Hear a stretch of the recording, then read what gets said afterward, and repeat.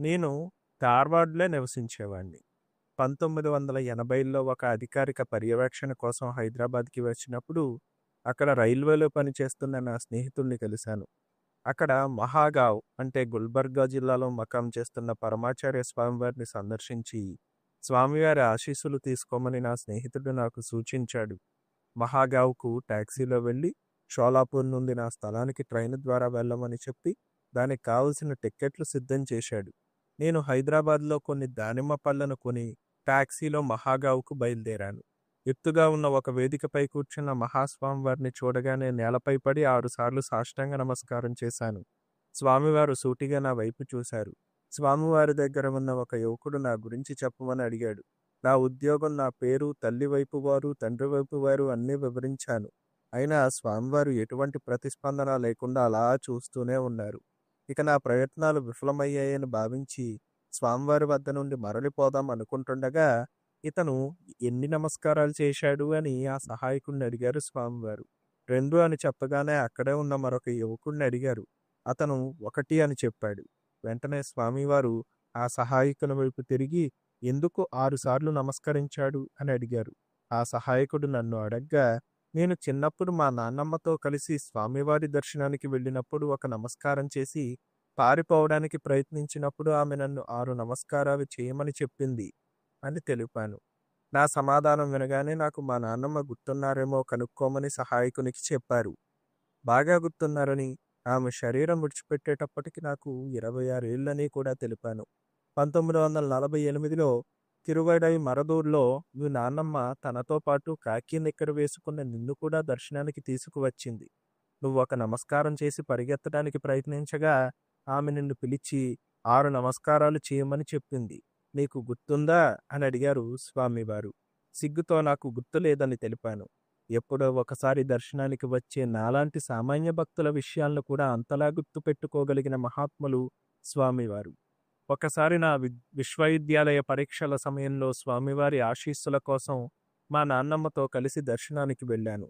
నేను స్వామివారికి నమస్కరించగానే కేవలం నమస్కరించడం వల్లే పరీక్షల్లో ఉత్తీర్ణుడు అవుతావా అని స్వామివారు అడిగారు. నేను ఆశీర్వదించిన తరువాత అని స్వామివారు ఎన్నడూ అనలేదు. అది నాకు అర్థం కావడానికి చాలా ఏళ్లు పట్టింది. నా పరీక్షా కేంద్రం చెన్నై ప్రెసిడెన్సీ కళాశాలలోని ప్రాక్టికల్ పరీక్ష హాల్లో మధ్యాహ్న సమయం అయ్యింది. ఎక్స్టర్నల్ పరీక్షాధికారి 4 గంటలకల్లా మొత్తం స్లైడ్స్ అప్పగించాలని చెప్పాడు. నేను చాలా అహంకారిని. నా సామర్థ్యం నాకు తెలుసు. అందరూ చెప్పిన సమయానికి ఇచ్చేశారు. కానీ నేను మాత్రం పరీక్షా సమయం అయిపోయిన తర్వాత 5 గంటలకు ఇవ్వగలనని చెప్పాను. పరీక్షాధికారి ఒప్పుకున్నారు. ఫలితాలు వచ్చిన తర్వాత చూస్తే నేను ఉత్తీర్ణత సాధించలేదు. కనీస మార్కుల కంటే అర మార్కు తక్కువ రావడం వల్ల అలా జరిగింది. మా నాన్నగారి ప్రయత్నాలు, నేను మేధావిని, వృక్షశాస్త్రంలో రాత పరీక్షల్లో ఎక్కువ మార్కులు నాకే వచ్చాయి అని నిరూపించుకున్న ఫలితం లేకపోయింది. వైస్ ఛాన్సలర్ మా నాన్నగారి మిత్రుడైనా కానీ తన నిస్సహాయతను తెలిపారు. దాంతో సెప్టెంబర్ విద్యార్థినైపోయాను. స్వామివారి అనుగ్రహంతో తరువాత ఉత్తీర్ణత సాధించాను.